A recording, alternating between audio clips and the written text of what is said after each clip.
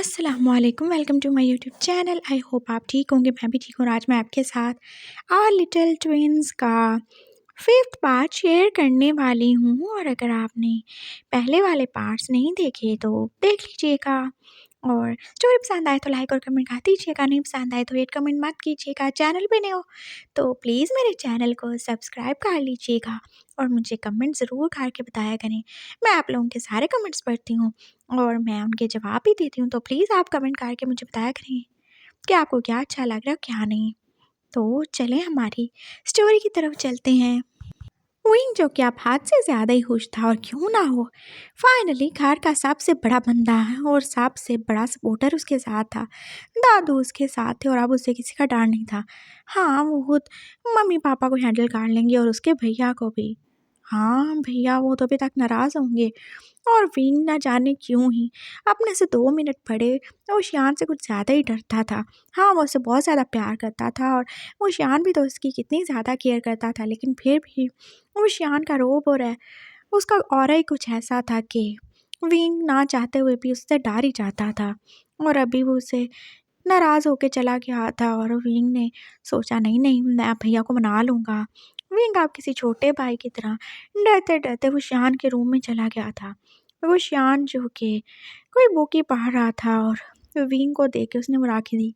अब क्या है, जाओ यहाँ से, हो गया ना तुम्हारा काम, कर लिया तुमने सारा जो कुछ करना था तुमने, और दादू तुम्हारे साथ है ना, अब क्या करने आए हो यहाँ पे, जाओ, मेरी क्या ज़रूरत पड़ गई। भैया क्या है, अब मुझे मक्खन लगाने की कोई ज़रूरत नहीं है, मैं फिसलने वाला नहीं हूँ। भैया प्लीज़ ऐसे नहीं करो ना, गुस्सा नहीं होना, देखो आप कितने टाइम बाद आते हो और वो भी सिर्फ 2 हफ्ते के लिए आए हो, तो क्या आप ये 2 हफ्ते बस नाराज़ रह के गुजारोगे। माफ़ कर दो ना मुझे, मैं तुमसे नाराज़ नहीं हूँ, मुझे बस तुम पे गुस्सा आ रहा है। तुम इतने ज़्यादा नॉन सीरियस कैसे हो सकते हो, इतना पढ़ लिख के भी जैसे तुम्हारी अकल कहीं घास ही चढ़ने चली गई है। तुम कैसे ऐसे इमोशंस में बह सकते हो, तुम जानते हो ना ये ठीक नहीं है। वो लड़का, वो तुमसे बस अट्रैक्ट हो रहा है और कुछ भी नहीं, वो तुमसे प्यार नहीं करता, और इस छोटी सी उम्र में वो क्या ही प्यार का मतलब जानता होगा। ठीक है, वो अल्फ़ा है, तुम एक ओमेगा हो, तुम दोनों का एक दूसरे की तरफ अट्रैक्ट होना बहुत ज़्यादा पॉसिबल है, लेकिन ये बात याद रखना कि ये बस अट्रैक्शन है, लव नहीं है।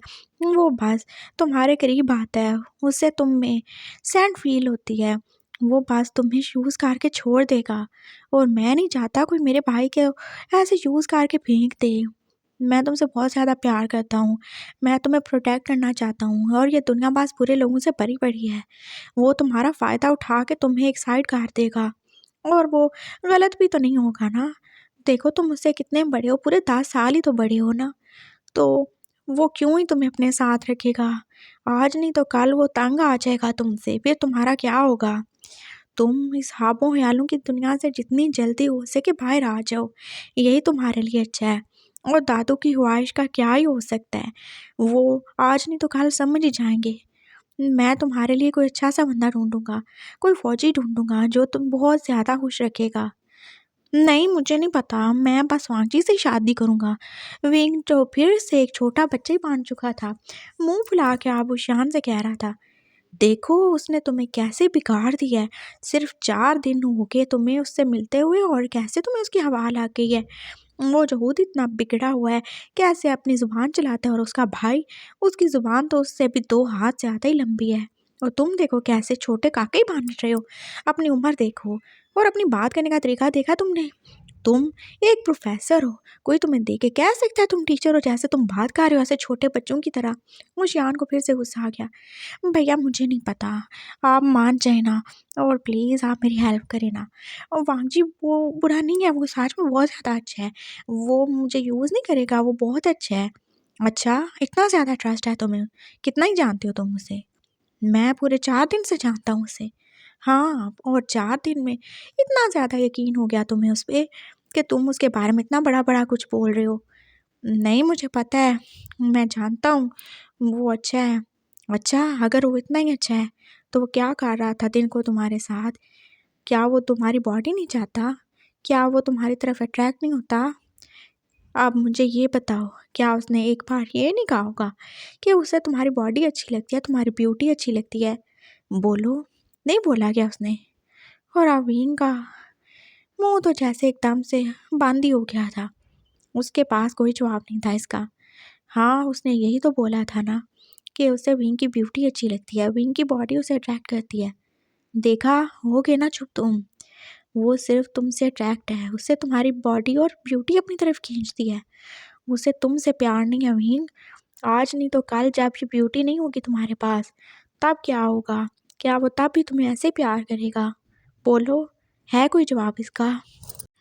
वो शियान कुछ ज़्यादा ही कड़वी कड़वी और कुछ ज़्यादा ही सच्ची बातें कर रहा था, और विंग के पास सच में कोई जवाब नहीं था। वो चुप ही हो गया था। वो शियान को दुखी होने लगा था अपने इस भाई के लिए, जो बेचारा कब से तो शादी करना चाहता था, लेकिन दादू की फजूल सी जिद के पीछे वो ऐसे ही था। अगर टाइम से उसकी शादी हो जाती तो आज उसके 2-3 बच्चे होते, और उनकी बहन, वो तो विंग और विशान दोनों से छोटी थी। वो खुद 2 बच्चों की माँ बन चुकी थी, और वो बेचारे अभी तक ऐसे ही थे, सिर्फ दादू की वजह से। और दादू जिनका दूर दूर तक अभी मरने का कोई इरादा ही नजर नहीं आ रहा था। ना वो बीमार होते थे, ना उन्हें कुछ होता था, ना वो मरते थे। हाँ, मार ही जाते तो ही बेचारे भाइयों का रास्ता साफ हो जाता। लेकिन दादू एकदम ढीठ हड्डी थे, और उन्होंने बस साहब को अपने पाँव के नीचे ही रखा हुआ था। और वो शियान को पता था विंग एक मैग है, वो कैसे ही कितनी मुश्किल से ये सब सहता होगा। हाँ, वो कुछ कहता नहीं है, लेकिन उसका भी तो दिल है, वो भी तो चाहता होगा कोई इससे प्यार करे, उसकी तारीफ करे। और कितने ही लोग थे ना जो विंग को पसंद करते थे, कितने ही रिश्ते आए थे उसके लिए, लेकिन दादू ने तो सब कुछ मना कर दिया। हाँ, बिल्कुल शादी नहीं करने दी। क्यों करने देते? उन्हें तो जुड़वा भाई चाहिए थे ना, एक अल्फा और ओमेगा। और इस तलाश ने तो जैसे विंग को कैसे शदीद सिंगल ही बना दिया था। बेचारा अब करता भी तो क्या करता। उसे जब वांगजी मिला था तो उसने तो यही सोचा होगा, हाँ ठीक है, फाइनली दादू की शर्त पूरी हो जाएगी। वो शान अब समझ चुका था विंग की मजबूरी को, उसकी हालत को वो जान रहा था। देखो विंग, तुम्हें मेरी बातें बुरी लग रही होंगी ना। भैया चुप हो रहे हैं, मुझे नहीं पता। वांगजी ऐसा नहीं है। अच्छा ठीक है, वो ऐसा नहीं है तो तुम प्रूव करो ना। मैं उसे टेस्ट करूँगा। अगर वो सच में ऐसा नहीं है, वो तुमसे प्यार करता है, तुम्हारी केयर करता है, तो आई प्रॉमिस मैं तुम्हारी खुद उससे शादी करवाऊँगा। लेकिन पहले उसे खुद को प्रूव करना होगा कि वो सच में तुमसे प्यार करता है, वो बीइंग से प्यार करता है, इस बॉडी से नहीं, इस ब्यूटी से नहीं। तो तब मैं देखूँगा कि वो तुम्हारे लायक है। और तुम फिक्र ना करना, मैं तुम्हारी उससे शादी करवा के रहूँगा। लेकिन अगर वो टेस्ट में फेल हो गया तो तुम मुझसे वादा करो कि तुम मुड़ के उसकी शक्ल नहीं देखोगे और छोड़ दोगे उस कॉलेज में पढ़ाना भी। हमें कोई ज़रूरत नहीं है 2 पैसों की नौकरी के लिए अपने ख़ानदान की इज़्ज़त ख़राब करने का। ठीक है ना? भैया, बस मैंने बोल दिया, मैं उसे टेस्ट करूँगा। मैं देखूँगा क्या वो सच में तुमसे प्यार करता है या नहीं, या वो बस तुम्हारा फ़ायदा उठाना चाहता है। क्या तुम नहीं चाहते? मैं हाँ, क्या तुम नहीं चाहते कि उसका प्यार सच्चा साबित हो? तुम्हें उस पे यकीन है ना? तो अपने यकीन को और पक्का करने के लिए क्या तुम रेडी हो? जी, सही हो गया। अब जाओ अपने रूम में जाके सो जाओ, और ज़्यादा टेंशन नहीं लेना। और हाँ, मेडिसिन ले ली तुमने अपनी? वो उससे उसकी सप्रेसेंट के बारे में पूछ रहा था, जो कि वो रेगुलरली लेता था, क्योंकि बेचारा शदीद सिंगल होने की वजह से इरेगुलर हीट साइकिल का जो शिकार था। बेचारा कभी भी कहीं भी किसी भी टाइम ही अपनी हीट में आ सकता था। और अब वो तो कॉलेज चाहता था जहाँ पे कितने ज़्यादा ही लड़के और उनमें कितने ही ज़्यादा अल्फा होंगे, और उसको कितना ज़्यादा खतरा हो सकता था। हाँ हाँ, ले लिया मैंने, ले लिया। विंग ने झूठ ही बोला था, क्योंकि वो तो अपनी गोलियां उस लैंसैन को दे चुका था, और उसे दोबारा से लेना याद ही नहीं था। वो बस चुपचाप अपने रूम में आ गया था, और अब वो बस सोच रहा था वो शियान की बातों के बारे में, और उसे वो सही लग रहा था। हाँ सही है, वांगजी का टेस्ट लेना ही चाहिए। एकदम से वो अपनी ज़िंदगी की डोर उसके हाथ में कैसे ही पकड़ा दे, बिना ये जाने कि क्या वो सच में उसके साथ सिंसियर है भी कि नहीं है। हाँ भैया सही कह रहे हैं, एकदम सही कह रहे हैं। यही सोचते सोचते तो विंग अब ख्वाबों ख्यालों की दुनिया में खो ही चुका था। मॉर्निंग हो चुकी थी, और विंग अब रेडी होके कॉलेज जाने के लिए रेडी था। और वो कॉलेज गया तो उसने देखा सब लोग बस उसी की तरफ देख रहे हैं। क्या हो गया, क्या मैं कार्टून लग रहा हूँ? वो बस देख रहा था और सब बस उसकी तरफ क्यों ही देखे जा रहे थे। और फिर उसने अपना मोबाइल निकाला और अब वो मोबाइल के कैमरा में अपनी शक्ल देख के समझ गया था। हाँ, उसके लिप्स जो कि काल के अभी तक रेड ही थे और वो कुछ ज़्यादा ही रेड लग रहे थे। इस वांजी के बच्चे ने तो कुछ ज़्यादा ही प्यार दिखा दिया था उसके होंठों पे। नवीन बस अब अपने होठों को क्या ही कर सकता था, छुपा तो सकता नहीं था। उसने बस लिप बाम निकाल के अपने होठों पे लगा ली थी। कुछ नहीं हुआ, सब नॉर्मल है, हाँ सब नॉर्मल है, कुछ भी नहीं हुआ।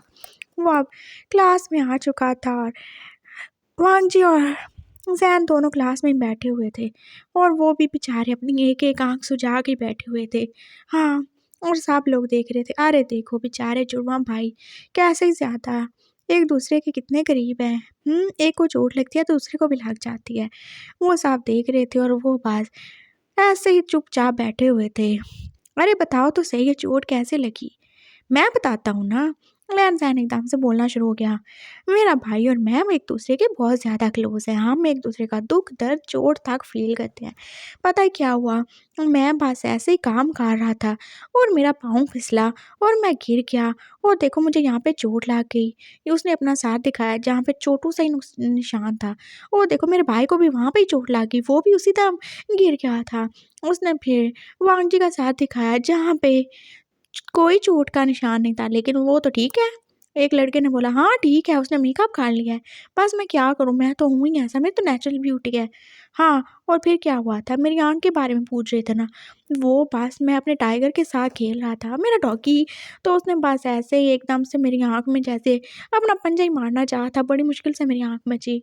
और तभी बेचारे वांग जी के साथ भी कुछ ऐसे ही हो गया था। वो बस कुछ काम कर रहा था और उसका अपना हाथ ही उसकी आँख पे लग गया।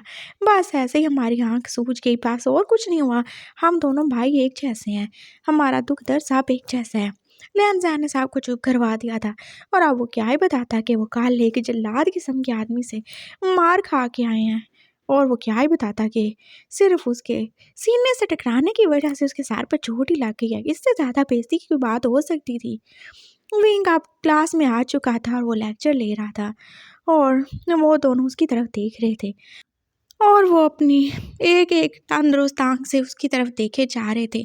लैन-ज़ैन तो बेचारा एक आँख से ही पढ़े जा रहा था और वांग जी अपनी उस सिंगल आँख से बस विंग की तरफ देख के ब्लिंक कर रहा था और विंग को अफ़सोस हुआ। अरे देखो, लगता है बेचारे को दूसरी आँख में भी दर्द हो रहा है। भैया भी ना कुछ ज़्यादा ही शुरू हो जाते हैं। और उसे वांग जी की तरफ देख के अफ़सोस हो रहा था। बेचारा एक आँख से तो देख नहीं सकता और दूसरी आँख भी कैसे झपकाए जा रहा है। कितना दर्द होगा।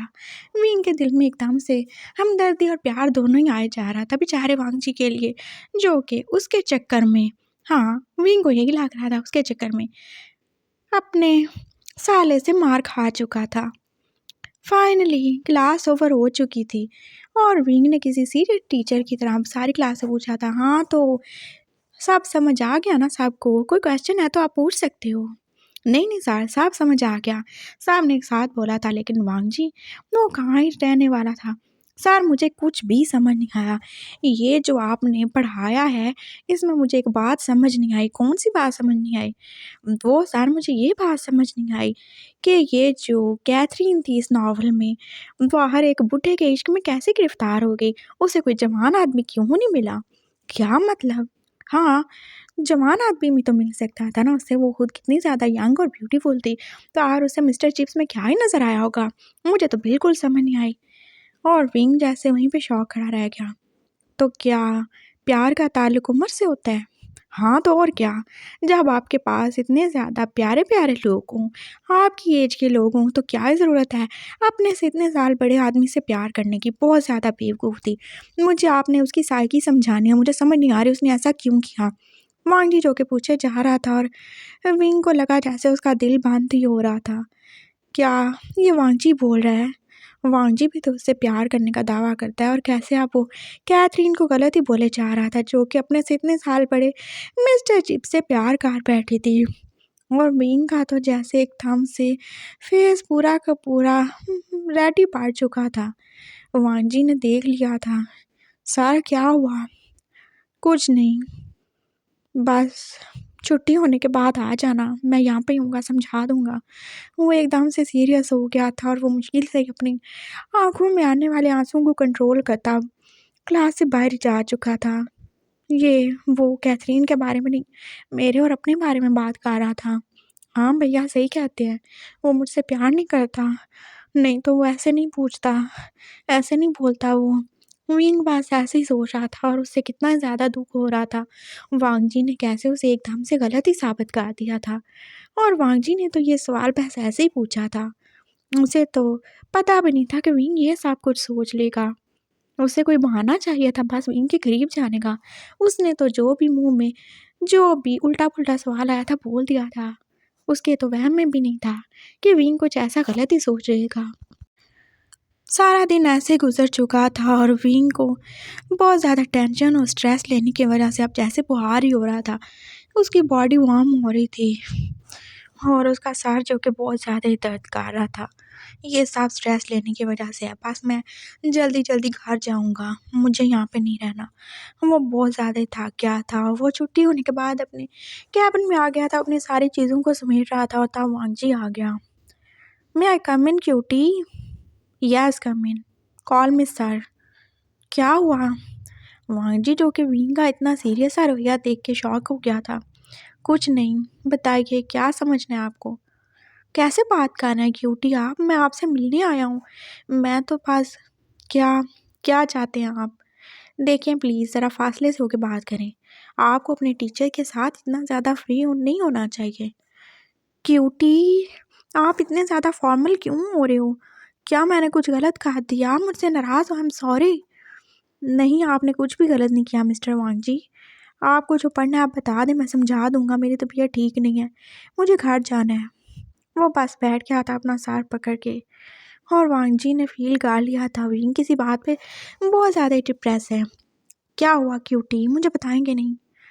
"कुछ भी नहीं।" "देखो ऐसे नहीं करो, आप ऐसे करोगे ना तो फिर मैं बहुत ज़्यादा गुस्सा हो जाऊँगा।"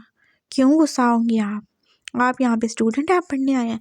अपना काम करें और कोई ज़रूरत नहीं है आपको मेरे साथ ज़्यादा पर्सनल या फ्री होने की। बस बहुत हो गया क्यूटी, क्या बात है बताते हो कि नहीं आप?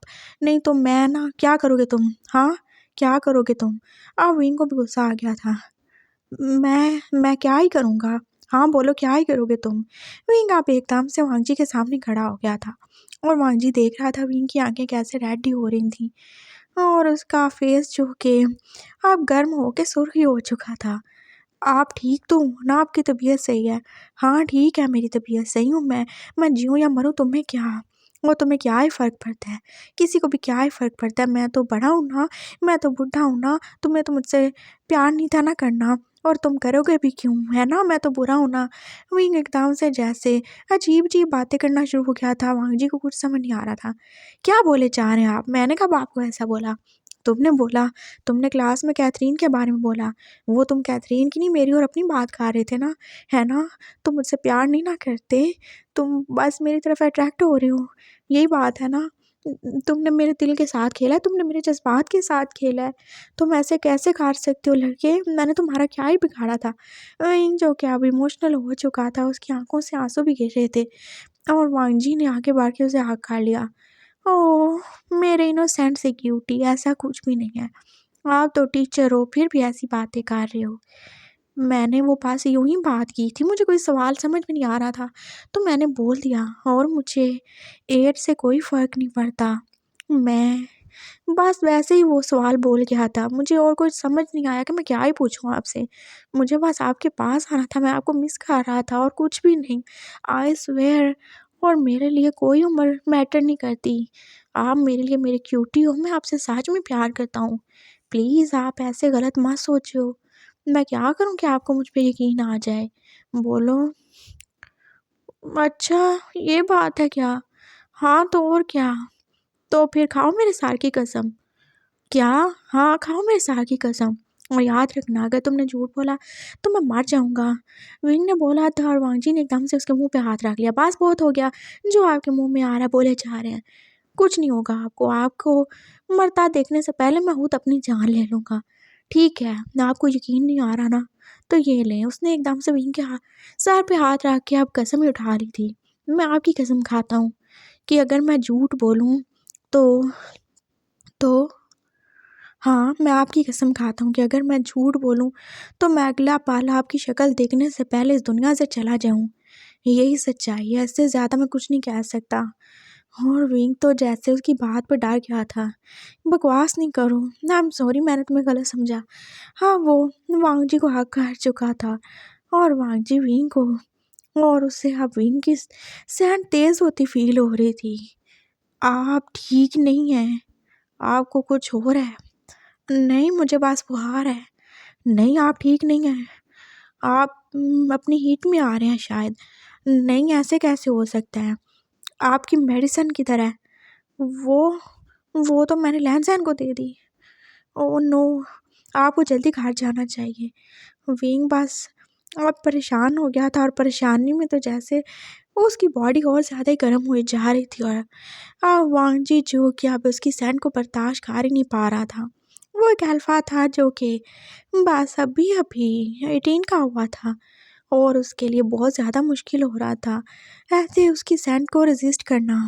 विंग जो कि अपना सार पकड़ के अब टेबल के साथ ही बैठ चुका था और उसने कितनी मुश्किल से ही खुद को जैसे चेयर पे टिका दिया था। वांग जी आगे बढ़ा लेकिन विंग ने उसे रोक दिया। रुक जाओ, मेरे करीब मत आना, तुम जाओ यहाँ से, चले जाओ। मैं ऐसे नहीं जा सकता, मुझे आपकी हेल्प करनी है। नहीं, मुझे कोई तुम्हारी हेल्प नहीं चाहिए, प्लीज़ मुझसे दूर रहो मुझसे। और फिर उसने जल्दी से अपना मोबाइल निकाला था। वो ईशान को कॉल कर रहा था और उसने जल्दी से कॉल उठा भी ली। भैया, कहाँ हो आप? मैं बस तुम्हारे कॉलेज के पास हूँ, क्या हुआ? मुझे ले जाओ, मेरी तबीयत सही नहीं है, मैं बहुत ज़्यादा बीमार हूँ। वो बस बोल रहा था और वो ईशान परेशान हो गया। ठीक है, तुम बस अकेले रहना, अपने रूम में ही रहना, मैं अब आ रहा हूँ, जल्दी आ रहा हूँ मैं। वो परेशान हो गया था और विंग ने मोबाइल रख दिया और वांगजी जो कि आगे बढ़ा था। रुक जाओ, मेरे करीब मत आओ वांगजी, मैं कह रहा हूँ। सर, मैं आपकी हेल्प करूँगा, नहीं चाहिए तुम्हारी हेल्प, रुक जाओ। क्या हुआ विंग? क्या कर रहा है वांगजी, तुम ठीक तो हो ना? वो शियान जो कि अभी तक सारी बातें सुन रहा था क्योंकि विंग ने कॉल बंद नहीं की थी, उसने बस वैसे मोबाइल रख दिया था। लेकिन वो शियान की आवाज़ उस तक नहीं पहुँच रही थी। वो शियान जो कि अब ज़्यादा तेज़ी से गाड़ी भगा रहा था। हाँ, वो लड़का उसके पास है, कहीं वो उसके साथ कुछ कर ही ना दे, मेरा मासूम भाई, कहीं अपनी इज़्ज़त ही ना गँवा दे। उसको बहुत ज़्यादा फ़िक्र हो रही थी और वो बहुत तेज़-तेज़ ड्राइव कर रहा था और अब थोड़ा ही फ़ैसला रह गया था और वांगजी ने जैसे आगे बढ़ के एकदम से विंग को आग कर लिया। मुझसे डरो मत, मैं आपके साथ हूँ, मैं सब ठीक कर दूँगा। नहीं, तुम मेरे साथ कुछ कर दोगे? नहीं करूँगा ना, मैं, आई स्वेयर नहीं करूँगा।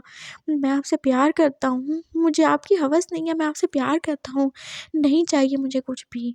वांग जी जो कि अब बोल रहा था और विंग जो कि अब डर रहा था, कहीं उसके भाई की बात सच हो ही ना जाए। वांग जी ने अब विंग को बस चेयर पे टिका दिया था और विंग जो कि अब जैसे पूरा अपने पसीने में भीग चुका था। वांग जी ने उसकी तरफ देखा था और विंग की आंखें जो कि अब पूरी तरह रेड हो चुकी थी और वांग जी बस उसकी आंखों में देखे जा रहा था और उसका कंट्रोल तो जैसे उसके हाथ से छूटे ही जा रहा था। उसने एकदम से आगे बढ़ के जैसे विंग को केसी करना शुरू कर दी थी और विंग जो कि बस अब रेजिस्ट कर ही नहीं सकता था। वो अपनी हीट में आ चुका था और वांग जी को वो कैसे ही रोक सकता है। वो तो खुद यही चाहता था ना, यही चाहता था वो। विंग और वांग जी ऐसे दोनों एक दूसरे में खो ही चुके थे। वो तो बिल्कुल भूल ही चुके थे वो इस वक्त कहाँ है और कोई भी यहाँ पे आ सकता है। और विंग जो कि अब बहुत मुश्किल से ये खुद को कंट्रोल कर पा रहा था, नहीं हो रहा था उससे कंट्रोल और यही हाल वांग जी का था। वो बस दोनों एक दूसरे के लिए उसको साथ किए ही जा रहे थे। विंग की आंखों से आंसू भी निकल रहे थे। उसका दिमाग जो बस हल्का-हल्का ही उसे इंडिकेट कर रहा था कि ये गलत है, दूर हो जाओ इससे। लेकिन दिल वो तो नहीं सुन रहा था। वो बस अपने इमोशंस में बह चुका था। और फिर वांची ने जैसे बहुत ही मुश्किल से खुद को उससे अलग किया था। आई एम सॉरी, मुझसे कंट्रोल नहीं हुआ। वो बोल रहा था और विंग पास उसे फिर से अपनी तरफ खींच रहा था। No, you don't need to be sorry. मुझे ये सांप चाहिए, प्लीज़ मेरी हेल्प करो। मैं बहुत पेन में हूँ, मैं कब से इस सांप के लिए तरस रहा हूँ। तुम मुझसे प्यार करते हो ना? मेरी हेल्प करो, मेरी हेल्प करो। नहीं, मैं ऐसा नहीं कर सकता, आप अपने होश में नहीं हैं। मुझे माफ़ कर दें, मुझसे जो हो गया बस मैंने जानबूझ के नहीं किया। वांग जी को अब डर लग रहा था, लेकिन विंग जो थे, आप अपना होश भुलाए उससे कुछ करने की डिमांड कर रहा था। देखो मेरी हेल्प करो, तुम मुझसे प्यार नहीं करते क्या?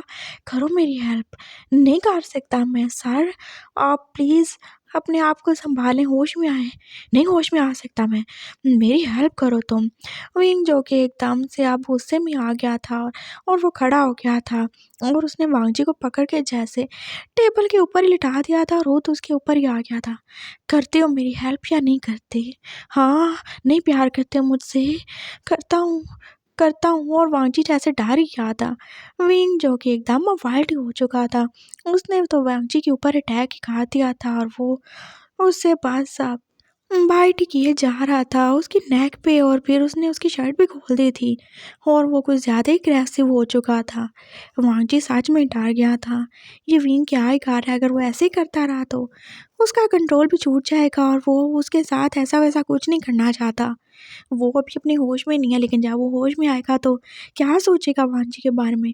वांगजी पास मुश्किल से अपने दोनों हाथों की मुट्ठियाँ बांध किए खुद को कंट्रोल कर रहा था और विंग जो के पास अब उसको काटने के साथ साथ उससे रिक्वेस्ट भी कर रहा था, प्लीज़ हेल्प करो मेरी, हेल्प करो मेरी, मैं बहुत ज़्यादा पेन में हूँ, करो ना, प्यार करते हो ना मुझसे, हेल्प करो मेरी, प्लीज़ हेल्प करो मेरी।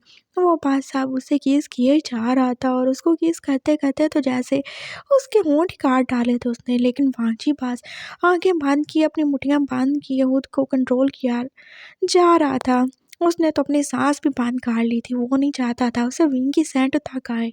वो जितनी देर तक हो सके ऐसे ही करेगा, वो अपनी आखिरी हद तक जाएगा लेकिन विंग की नज़रों में नहीं गिरेगा, उसके साथ कुछ बुरा नहीं करेगा।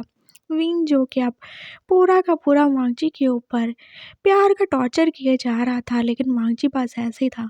और फिर हुइंग ने जैसे एकदम से वांगजी की नेक पे बाइट खा के उसे मार के काट दिया था और वांगजी अब शॉक ही रह गया था।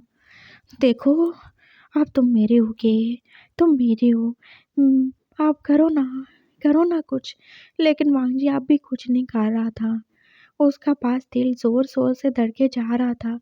उसका पास नहीं चल रहा था कि वो भी विंग को मार काट दे। और उसने बहुत मुश्किल से खुद को कंट्रोल किया था। विंग ने उसका फेस पकड़ के अपनी नेक के नज़दीक किया था। वांगजी शायद उसे बाइट कर भी लेता, लेकिन उसने खुद को रोक लिया और उसने बहुत ज़्यादा शदीद ख्वाहिश के बावजूद भी उसे बाइट नहीं किया था, बल्कि उसने एकदम तो जैसे अपनी गलाई पे खुद को काट लिया था। वो कुछ भी काट जाएगा, लेकिन विंग के साथ कुछ गलत नहीं करेगा।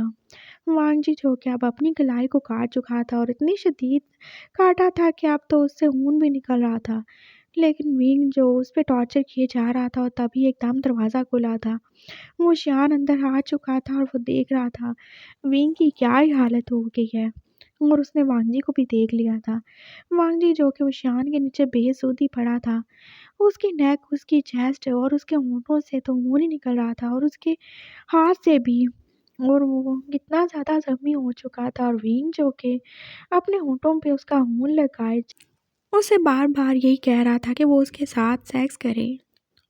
लेकिन वांगजी नहीं मान रहा था और वो शियान ने देख लिया, वांगजी इतना भी बुरा नहीं। वो शियान ने बड़ी मुश्किल से ही जंगली बने विंग को उससे अलग किया था और अब वांगजी और वो शियान दोनों ही विंग को कंट्रोल करने की कोशिश कर रहे थे। वो शियान उसकी मेडिसिन ले आया था और उससे वो खिला भी चुका था और हाँ, वांगजी ने और वो शियान ने अपने फेस पे मास्क लगा के जैसे विंग को कंट्रोल कर ही लिया था।